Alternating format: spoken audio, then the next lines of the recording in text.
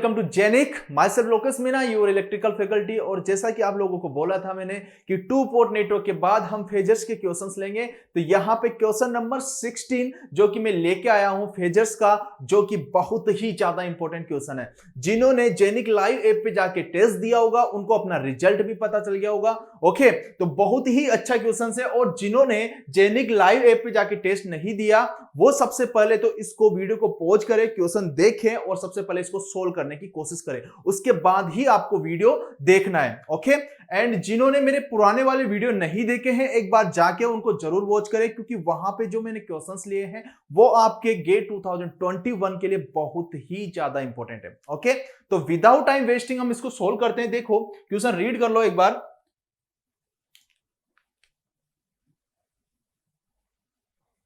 Solution देखो कि यहां पे एसी सर्किट है आपके पास, ये एसी सर्किट है और यहां पे रेजिस्टेंस, यहां पे रेजिस्टेंस, यहां पे आर नोट, यहां पे Z at angle of theta. Okay, ये सर्किट आपके पास गिवन है और इस सर्किट में गिवन है कि if VAB magnitude equals to VBC magnitude, मतलब VAB magnitude equals to VBC magnitude, then which of the following relation are valid. Which of the following relation are valid, कौन सा relation यहां पे valid है? यहां पे ऑप्शन है A VBC magnitude equals to VDC, and second है आपके पास VBC magnitude equals to V/2, and C है आपके पास एंगल के अंदर जो गिवन है। ओके, तो हम इसको सोल्व करते हैं। तो सबसे पहले हम देखते हैं कि यहां पे ये रेजिस्टेंस एंड ये रेजिस्टेंस आपके पास सेम है। ओके, ये रेजिस्टेंस एंड ये रेजिस्टेंस सेम है, तो यहां पे जो टोटल वोल्टेज है कितना है? टोटल वोल्टेज कितना है? V। ओके, तो मतलब आप ये बोल सकते हो ना कि इसके अक्रॉस का जो वोल्टेज होगा ना, इस रेजिस्टेंस के अक्रॉस का जो वोल्टेज होगा वो प्लस माइनस V/2 होगा कि नहीं होगा? एंड जो रेजिस्टेंस है इसके अक्रॉस का वोल्टेज भी कितना हो जाएगा? V/2, क्योंकि यहां पे जो रेजिस्टेंस का वैल्यू है वो सेम है। अगर रेजिस्टेंस का वैल्यू डिफरेंट होता तो यहां पे वोल्टेज V/2 नहीं होता। तो ये चीज कंसेप्ट आपको समझ में आ गया होगा कि इसके अक्रॉस भी V/2 होगा एंड इसके अक्रॉस भी आपके V/2 होगा। ओके, अगर मैं आपसे बात करता हूं कि यहां पे VAB एंड VAB, देखो VAB magnitude equals to VBC equals to V/2। क्या 2 मिनट के लिए आप सोचो कि VAB magnitude equals to VBC magnitude equals to V/2 हो सकता है क्या? सोच के इसका कमेंट में आंसर दो। ओके, कि VAB magnitude equals to VBC magnitude equals to V/2 हो सकता है क्या? तो ये 100% रॉन्ग है। 100% रॉन्ग है। वाई 100% रॉन्ग कैसे? कि सर आपने यहां पे बोल दिया कि इसके अक्रॉस में V/2, इसके अक्रॉस में V/2, बट यहां पे आप बोल रहे हो कि इसके अक्रॉस का magnitude not equal to V/2। Reason क्या है इसका? क्योंकि यहां पे जो ये क्वांटिटी है ये रियल क्वांटिटी है, यहां पे जो क्वांटिटी है ये रियल क्वांटिटी है, एंड यहां पे जो क्वांटिटी और रियल भी हो सकती है, इमेजिनरी भी हो सकती है, कुछ भी हो सकती है। आई डोंट नो कि यहां पे जो क्वांटिटी है Z at an angle of theta real भी हो सकती है, इमेजिनरी भी हो सकती है, कुछ भी हो सकती है। इसीलिए आप VAB equals to VBC equals to V/2 नहीं लिख सकते हो। अगर आपने लिख दिया तो 100% रॉन्ग है। ओके, तो यहां पे देखो कि आपके पास इसका मतलब है क्या? इसका मतलब है क्या कि हम क्या करते हैं कि सबसे पहले इसको प्रूव करते हैं कि अगर ये रियल क्वांटिटी है आपके पास, ये रियल क्वांटिटी है, तो मैं मान लेता हूं कि इसके अंदर जो करंट फ्लो हो रहा है वो 1 एम्पियर का करंट फ्लो हो रहा है। ओके, या I करंट फ्लो हो रहा है, जो भी आप मान लो।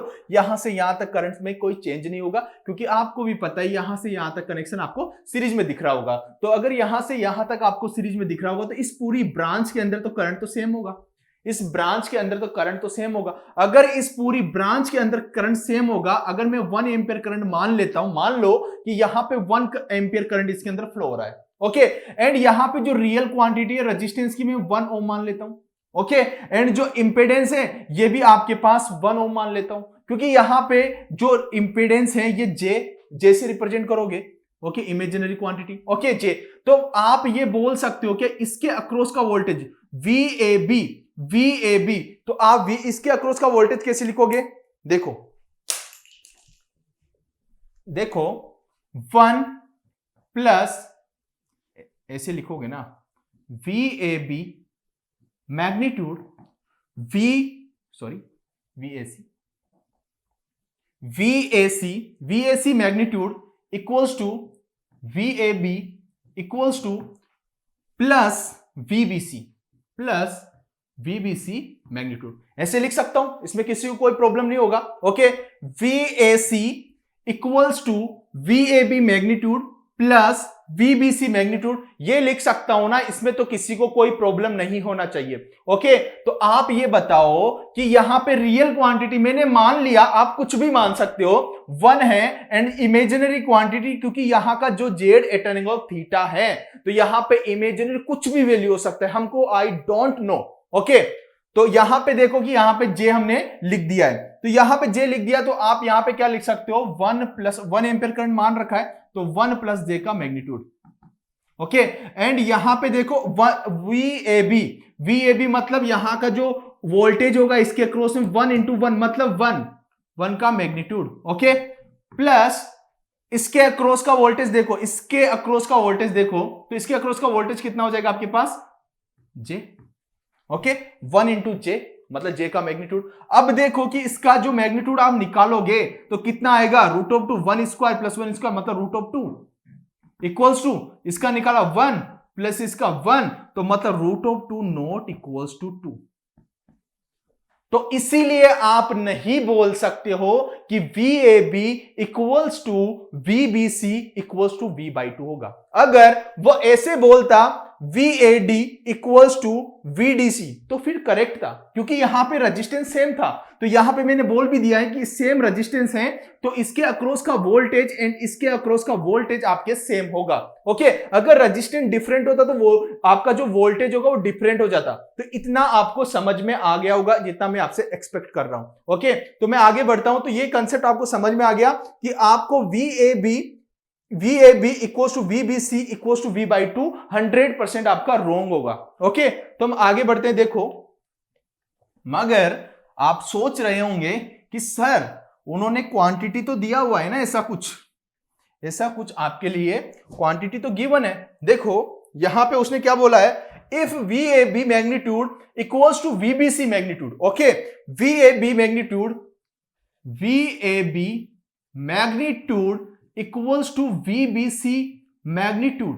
तो इसका मतलब है क्या, इसका मतलब है क्या कि आप बोल रहे हो कि VAB magnitude equals to VBC magnitude not equals to V/2। Okay, तो इसका मतलब है क्या, चलो देखते हैं। अब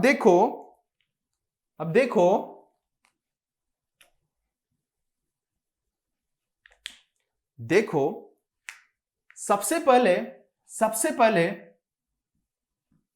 VAB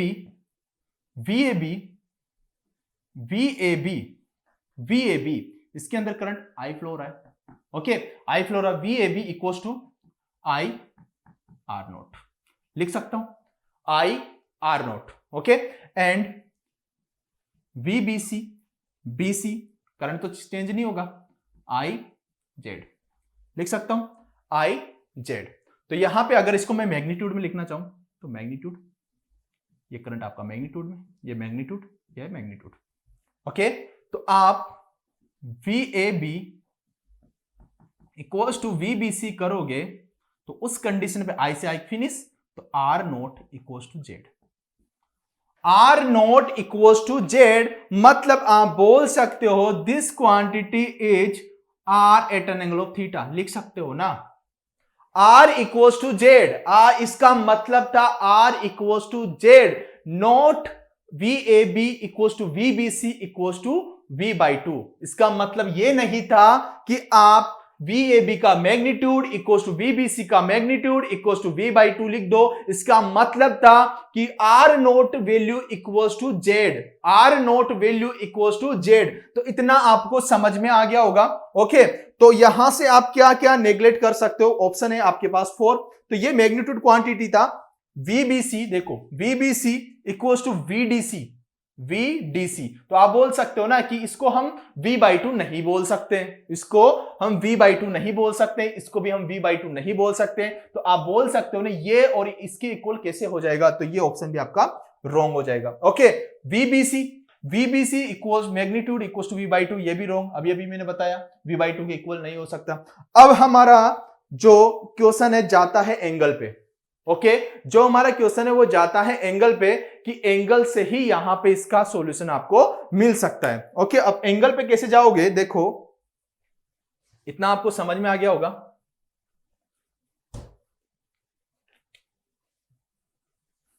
देखो अब हम क्या करते हैं, यहां पे plus minus this is VBD। Okay, this is VBD and इसके अक्रॉस का जो भी वोल्टेज होगा I don't know. Okay, and इसके अक्रॉस का जो भी वोल्टेज है, अप्लाई केवीएल अप्लाई कर दो यहां पे। अगर यहां पे मैं केवीएल अप्लाई करता हूं, तो आप सबसे पहले फर्स्ट पॉइंट ले लो, फर्स्ट पॉइंट। ओके, मतलब minus VBD equals to minus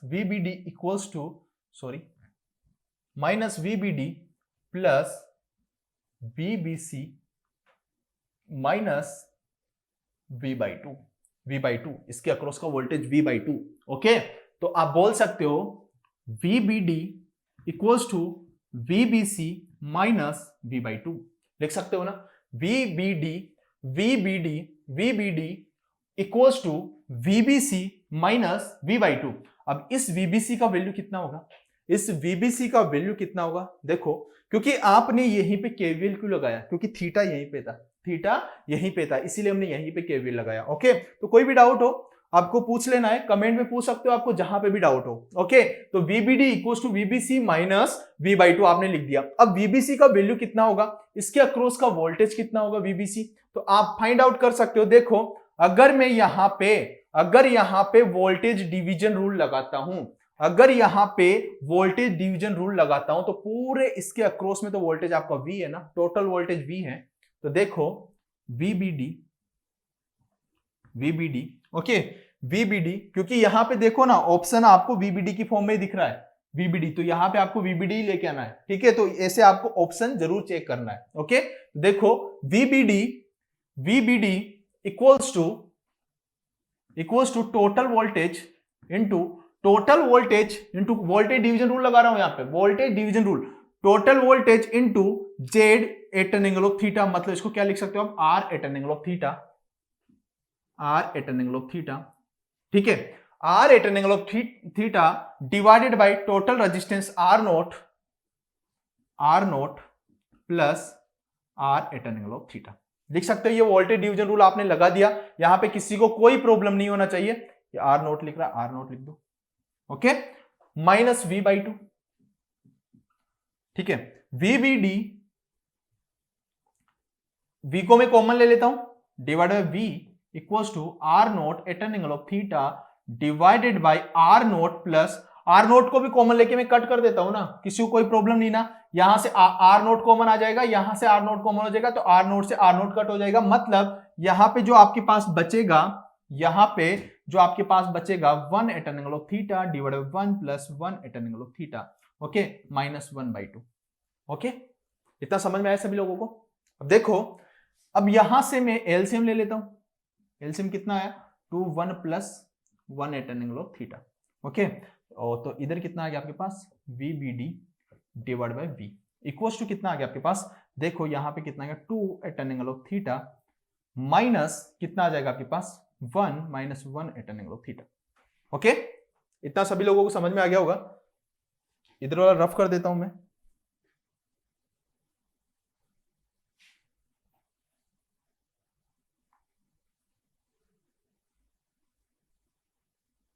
देखो अब क्या करोगे 2 at an angle of theta minus 1 at an angle of theta, मतलब 1 at an angle of theta. Okay, तो मतलब VBD equals to 1 at an angle of theta minus 1 divided by 1 plus 1 at an angle of theta. Okay, और इस 2 को मैं इधर ले लेता हूं, डिवाइड बाय V। ओके, कोई प्रॉब्लम नहीं यहां तक, तो यहां तक किसी को कोई प्रॉब्लम नहीं ना। यहां तक समझ में आया? 2VBD डिवाइडेड बाय V, यहां तक चल रहा है सब कुछ प्रोसेस। ओके, अब मैं क्या करता हूं, इधर वाला रफ कर देता हूं। देखो अब मैं क्या करूंगा, यहां से मैं माइनस कॉमन ले लेता हूं, यहां से मैं माइनस कॉमन ले लेता हूं, तो इधर माइनस आ जाएगा, VBD divide by V equals to 1 minus 1 at an angle of theta divide by 1 plus 1 at an angle of theta. Okay, इतना लिख सकता हूं, कोई प्रॉब्लम नहीं ना, मैंने माइनस कॉमन ले लिया, उस माइनस को मैं इधर लेके आ गया। ओके, अब देखो कि मैं यहां पे इसको क्या लिख सकता हूं, यहां पे इसको क्या लिख सकता हूं, तो यहां पे आप लिख सकते हो 1 minus 1 at an angle of theta को क्या लिख सकते हो, cos of theta plus j of sine of theta, मतलब कोस ऑफ थीटा। अब ये माइनस अंदर जाएगा, यहां पे चलो ये ऐसे लिख देता हूं, प्लस, आपको कंफ्यूजन नहीं होना चाहिए, divided by 1 plus cos of theta plus j sine of theta. Okay, किसी को कोई प्रॉब्लम नहीं यहां तक? ओके, अगर प्रॉब्लम हो तो बोल देना। देखो minus 2VBD divided by V। Okay, अगर मैं बोथ साइड मैग्नीट्यूड लेना चाहूं तो, अगर मैं बोथ साइड मैग्नीट्यूड लेना चाहूं तो कैसे ले लोगे मैग्नीट्यूड? देखो इधर मैं मैग्नीट्यूड लूंगा तो माइनस क्या हो जाएगा, पॉजिटिव 2VBD बाय V का मैग्नीट्यूड। ओके, इधर आप क्या ले लोगे, आपके पास real part, this is real part, this is real part, this is imaginary, this is imaginary. Okay, तो आप लिख सकते हो ना 1 माइनस कोस ऑफ थीटा का square plus sine square theta divided by 1 plus cos of theta square plus sine square theta. बच्चे क्या करते हैं कि यहां तक तो पहुंच जाते हैं और इस क्वेश्चन को यहीं पे छोड़ देते हैं, क्योंकि आगे वो कैलकुलेशन में डर जाते हैं कि क्या पता आंसर सही होगा या गलत होगा, उनको कॉन्फिडेंस नहीं होता है। अगर आपका कंसेप्ट अच्छा है ना, आप सही लगा रहे हो ना, तो उसके लास्ट तक आपको जाना है, भले टाइम कितना भी लग जाए। ओके, तो देखो अब देखो कि इसके बाद क्या करोगे आप, 2VBD magnitude divide by V। Okay, तो यहां पे आप इसको खोल के रख दो, इस अंडर रूट को आप खोलोगे तो आपके पास क्या आंसर आएगा, 1 square a plus a minus b का स्क्वायर है ना, तो a square plus cos of 1 plus cos square theta minus 2 cos of theta plus sine square theta. Okay, divided by 1 plus cos square theta plus 2 cos of theta plus sine square theta. Okay, इतना आपने लिख दिया होगा। अब देखो कोस square theta plus sine square theta, आपको भी पता है कि sine square theta plus cos square theta equals to 1 होता है। ओके, तो आप लिख सकते हो ना इक्वल्स टू, मतलब 2 plus cos square 2 minus 2 cos of theta divided by, इसको भी क्या हो जाए, cos square theta plus sine square theta equals to 1, मतलब आप क्या लिख सकते हो, 2 प्लस 2 कोस ऑफ थीटा। किसी को ये कंफ्यूजन तो नहीं है ना कि 2 मैंने कहां से लिख दिया? देखो आपको पता है, अगर नहीं पता तो मैं बता देता हूं कि sine square theta plus cos square theta equals to 1 होता है, ये तो सभी लोग जानते हो ना। तो यहां पे sign square theta plus cos square theta कितना हो गया आपके पास, 1 हो गया। यहां से भी sign square theta cos square theta कितना हो गया आपके पास, 1 हो गया। तो 1 plus 1 2 minus 2 cos of theta, 1 plus 1 2, 1 plus 1 मतलब 2, 2 plus 2 cos of theta. Okay, तो यहां से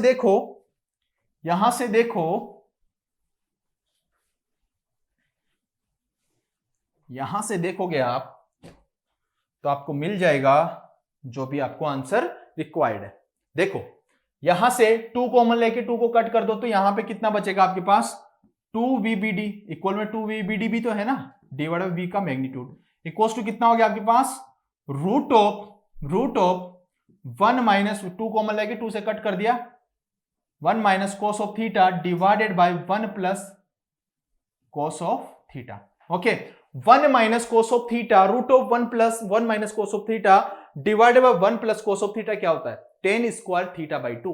10 स्क्वायर थीटा बाई 2 होता है कि नहीं होता है? ओके, तो मतलब आप लिख सकते हो ना 10 स्क्वायर थीटा बाई 2 होता है ना। 1 minus cos of theta divide by 1 plus cos of theta equals to 10 square theta. Trigonometry आपको आती होगी इतनी सी तो।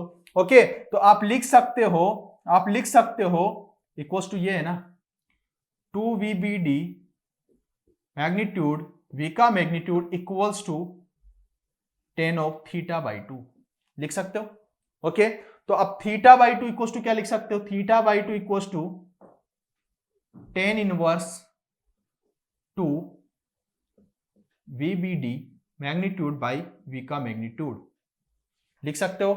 तो आप लिख सकते हो यहां पे theta equals to 2 10 inverse 2 VBD by V। Okay, 2 10 inverse 2 VBD by V। तो ऑप्शन कौन सा हो जाएगा आपके पास? डी। ऑप्शन कौन सा हो जाएगा? डी। ओके, तो आपको इस तरीके से सोल्व करना था। थोड़ा सा टाइम कंज्यूमिंग है, आपको टाइम ज्यादा लगेगा, लेकिन ऐसा नहीं है कि अगर आपने क्वेश्चन स्टार्ट किया है तो उसको बीच में ही छोड़ दो। क्वेश्चन बहुत ही अच्छा था, आपका कंसेप्ट अच्छा होना चाहिए था। बस ये इससे ये बोलना चाहता था कि VAB इक्वल्स टू VBC जो गिवन है, इसका मतलब ये नहीं है कि इसके अक्रॉस का वोल्टेज इक्वल्स टू इसके अक्रॉस का वोल्टेज। ओके, इसका मतलब था R इक्वल्स टू Z। बस यही मेरे को आपको समझाना था। आप बस इसको जरूर बोल सकते थे कि VAD इक्वल्स टू VDC, क्योंकि यहां पे रेजिस्टेंस दोनों के दोनों सेम है, तो यहां पे इसके अक्रॉस का वोल्टेज भी आपका सेम होगा। ओके, तो लेक्चर आपको अच्छा लगा होगा। तो नेक्स्ट लेक्चर में मिलते हैं, बहुत ही अच्छा क्वेश्चन लेके आएंगे एसी सर्किट का। तो आपको अच्छे से प्रिपरेशन करना है। एंड जिन्होंने पुराने वाले वीडियो नहीं वॉच किए हैं वो उनको एक बार जरूर वॉच करें, क्योंकि उसके अंदर जो क्वेश्चंस हैं बहुत ही अच्छे हैं, जो कि आपको गेट 2021 में उनका बेनिफिट आपको मिलेगा। Okay, thank you.